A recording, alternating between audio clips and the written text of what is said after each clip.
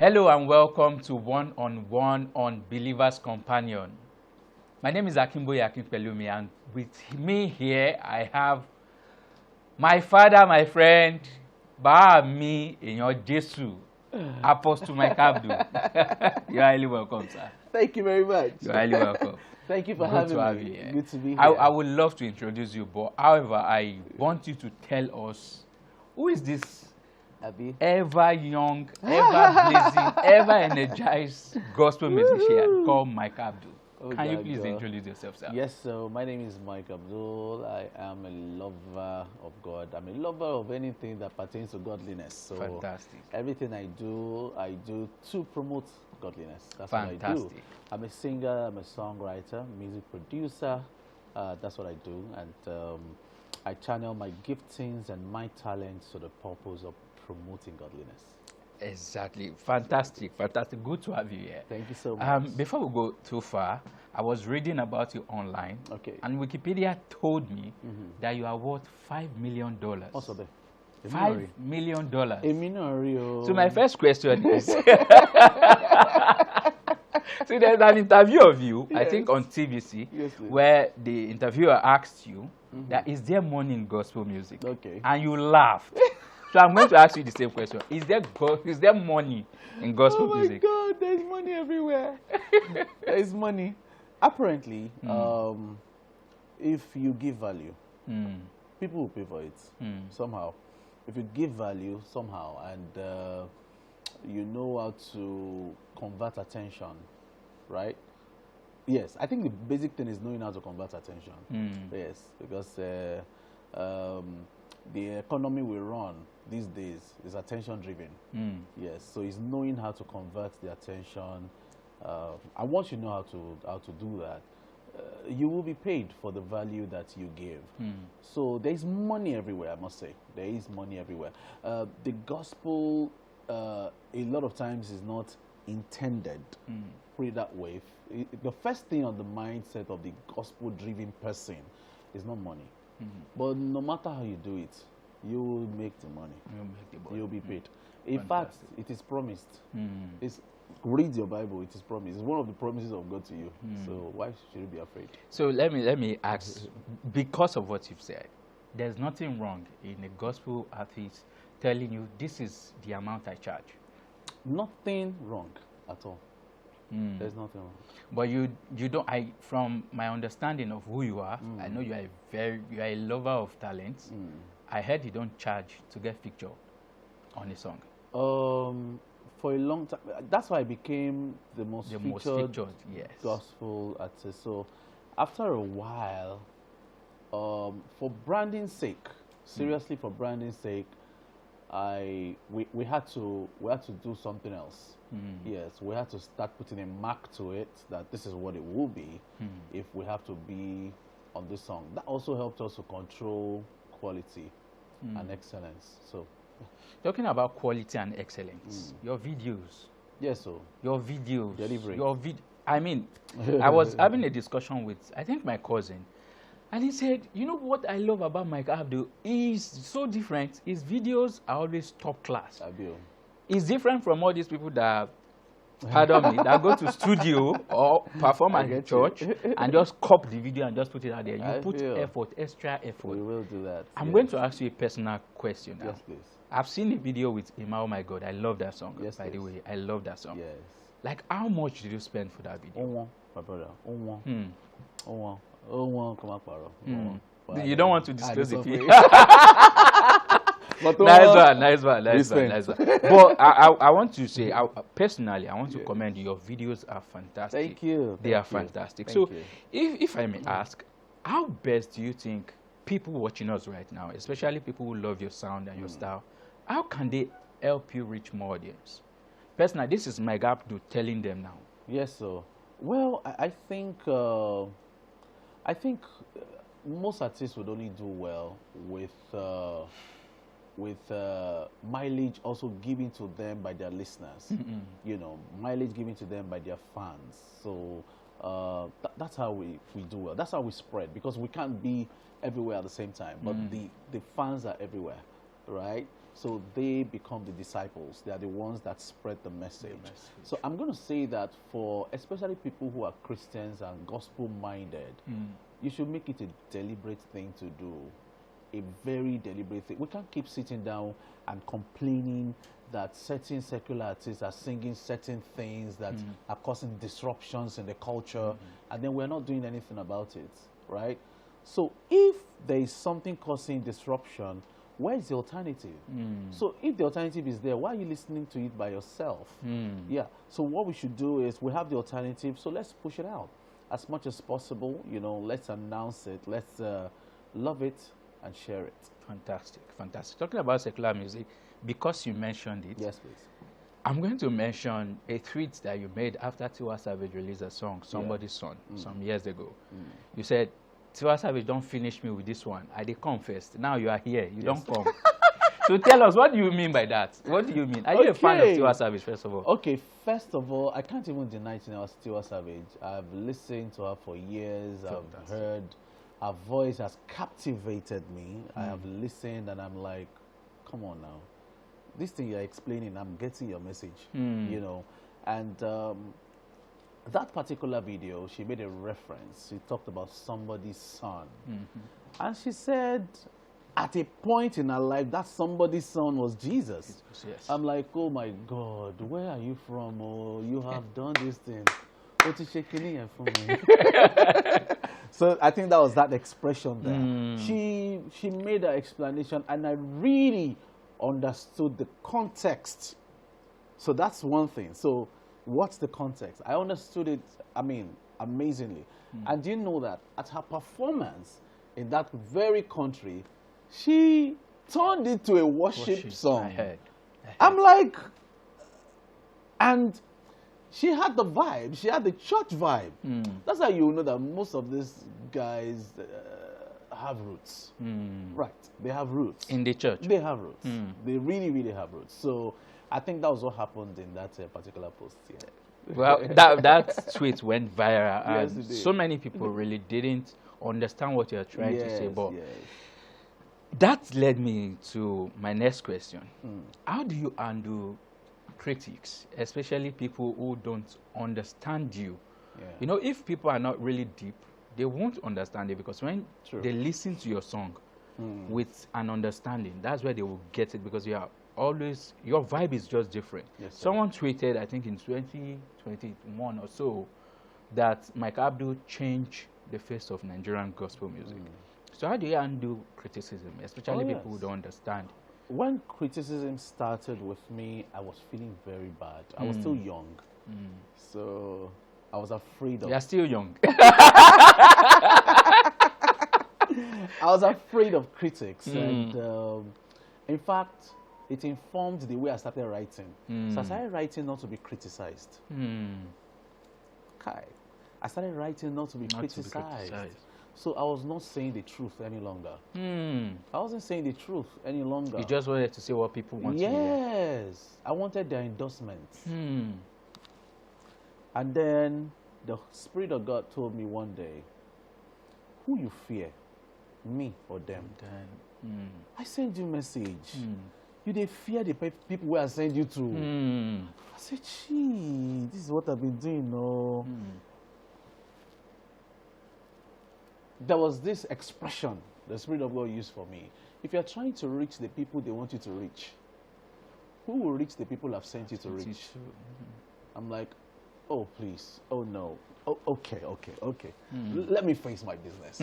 So from now on, I go about my Father's business. Just like Jesus. I go about my Father's business. And that changed it for me. I really wouldn't care what it is any longer, right? I just, as long as I know that every song for me is a project. Every song has a target audience. Every song is a missile. I don't just write songs. I write great ideas. Ideas rule the world, not songs. Yeah, I'm not a talented person. I'm a man of purpose, right? So I've moved from talent to purpose. Because there will always be people who are more talented. You know, so I don't dwell in talents, right? I dwell in purpose. So I look for it. I say that, okay, we're going to do Enyo Jesu, and then we're going to talk to the touts. People on the streets, we're going to speak their language. Do you know when I did Enyo Jesu, I was scared. The first song I did before Enyo Jesu was Jesu Mida. I was very scared. I was so scared that, hey, what would they say? What would they? That was 2020, right? And then Spirit of God, once again, must I remind you, it's not about them. It's about the people I've sent you to. And, you know, because I was scared, I was trying to be careful with my lyrics. And the Spirit of God said, no, those people will not understand this one. These are church lyrics. These people are not church. So that was why one of the songs I said, say you want to bring the street to church. I said, no, we want to turn the street to church. Do you know that line alone, I was cursed. People started cursing me. How can you say you want to turn the street to church? I said, what am I supposed to do before? People lack understanding. We are running a religion. We're not running a relationship with God. We're not in relationship with Christ. We're just running a religion. That's all we're doing. So sorry for cutting into your line of thought. What you said is deep. Is really deep. Because, I mean, some churches want to invite artists to their church to perform. And they'll say, no, I don't want this particular artist because I don't understand what they are singing. I've heard something like that before. And it's heartbreaking. You know, recently I was in a discussion with Ada. Ada and her husband, they started this concert called Rockfest, right? That is targeted to get the youth, especially people who vibe to new sound. That's true. And the kind of, if you see the caliber of artists that they invite, you will know the direction that they are heading. And I think it's the right direction because these people need the church. They need the church in their life. And the kind of song that you sing minister to them directly. Yes, please. Directly. Yeah. You know, I had to get to a point where I no longer blame churches for trying to protect their walls. Yeah. So they become gatekeepers, right? I sometimes don't blame them, you know. So I got to a point where I told myself, I'm not going to blame them. In fact, I don't look forward to singing in churches as much as I look forward to singing amongst these other guys. That's where I want to be. All right? That's where I want to be. Those are the people I want to hold hands with and talk about Jesus. All right? So I told myself that. So I don't get moved. We can't have Mike Abdul because I honestly don't get moved. I really, really understand you, and I pray for you, and we move on. That's fantastic to see. I'm telling you, because criticism sometimes kill the spirit. Most people don't know this. So that's why we need to be very careful, especially what we say to artists who are spending their money to bring content that can change life. So thank you very much for sharing that. I'm going to ask you this. In the vein of this conversation we're having, there's an interview of yours, I think with Legit NG, I think, where you mentioned that you don't have any problem collaborating with secular artists as far as the purpose is defined. Yes. Now, if someone reads that, they might not get a contest. Do you want to put context to this thing that you said? It's just like, okay, Nigeria is going through stuff. And then myself and a secular artist are supposed to sing about peace in Nigeria. Then I say, because it's not a Christian. Oh, no. I beg, kneel down there. Let me pray for you. Also that. But let me ask. In an album by Mike Abdul, should we be looking forward to, let's say, Mike Abdul featuring, let's say, Wizkid or any top Afrobeats artist, singing gospel, of course? We see, if you have a target audience, your target audience will determine who you are bringing on. All right. You also don't want to cause unnecessary wahala, right? Except you just want a buzz, and I'm not looking for buzz. I'm looking for impact, right? So I would only bring in people who would have impacts on that stuff. You know, I think that's what I'm going to do. It's amazing how we're thinking that, we're trying to reach out to the unchurched. Even the unchurched knows what church should sound like. Even them will listen and say, this one's not gospel. You get what I'm saying? Yeah. So you want to apply every wisdom before you do what you do. Yeah. I agree with you. Yes, I agree with you. yeah. So this question is a bit personal, not to me, but to you. You have amazing songs. You have more than 100 Yes. of songs recorded, Yes, right? sir. And you are the most featured Nigerian artist ever. I remember was it 2014? I wrote an article for Opera News. That article, that Mike Abdul is the most featured artist in Nigeria. That was 2014. This is Okay. 2024. Yes, please. And you are still the most featured artist in Nigeria. Yes, sir. Among all the songs Yes. that you've recorded, which one is your favorite? You had. You know, that you give birth to a child that became the president doesn't mean all your children will become presidents. All right? So you will still love them. You will still love them. You know, you still love every But which child. one is the one? Well, Korede has been an amazing song. That's my Korede- wife's favorite song anyway. Yes, Korede has been my most streamed song over the years. I mean, it's been my #1 song. You know, yeah. Market value has been Korede. Market value, Korede. Fantastic. You So, know. which one was the most difficult one? The one that showed you shaggy. Difficult song to write. Well, my initial most difficult song to write was a song that we did in Midnight Crew. I called it The Prodigal Son. Efarabalẹ̀, káṣeré, efarabalẹ̀, káṣeré olóyin. You are taking me back now. You are taking me back. You guys broke my heart in April. Oh my God. Was it 2012 or 13? Okay. The group went their separate ways. Okay. I'm talking about Midnight Crew. Yes, please. 2013. And people said you were the first to go solo. Yeah.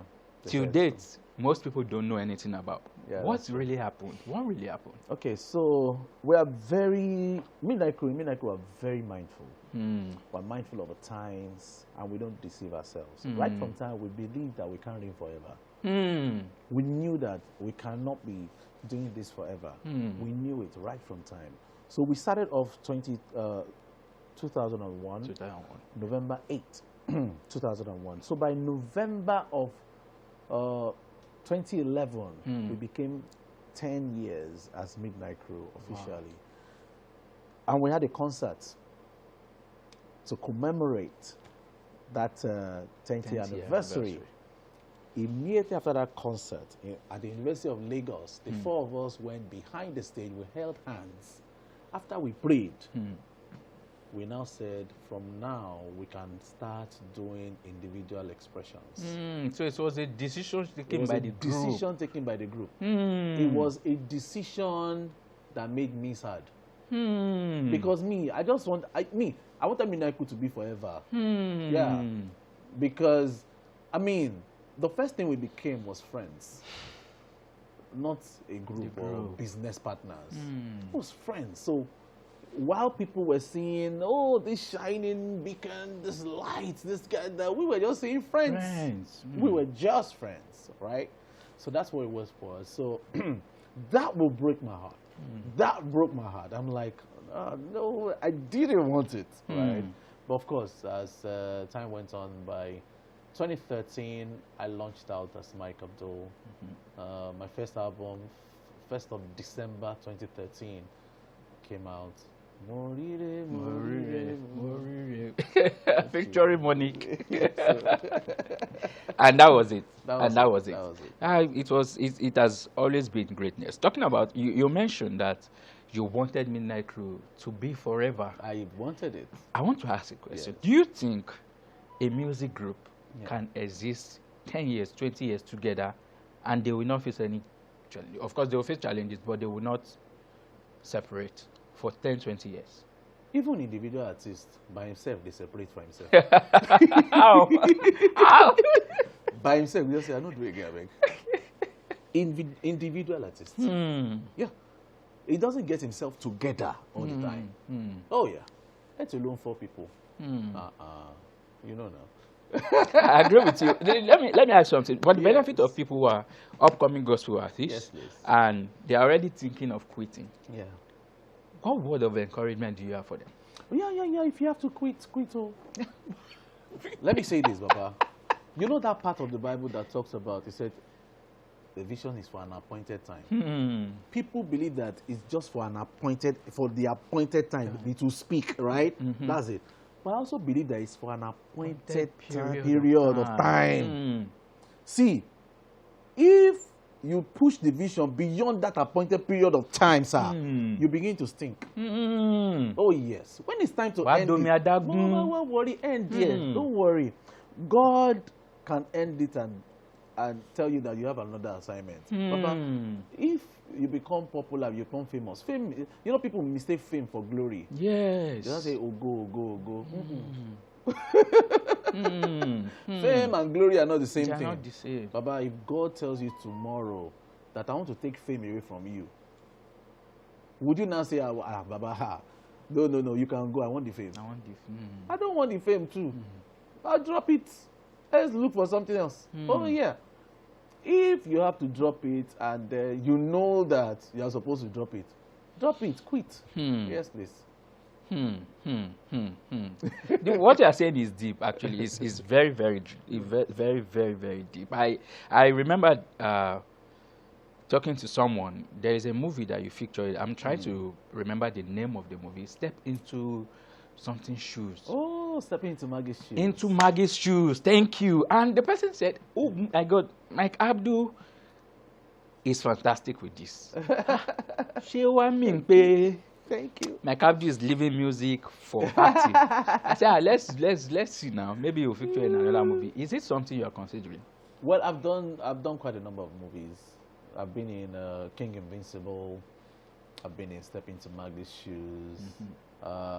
Being in, I think Mrs. April, something like that. Okay. Yeah, I've been in quite a number of movies, actually. Yeah. But is this something you want to embrace? It's something I love, actually. So when I see the script and I think that it can work with me, why not?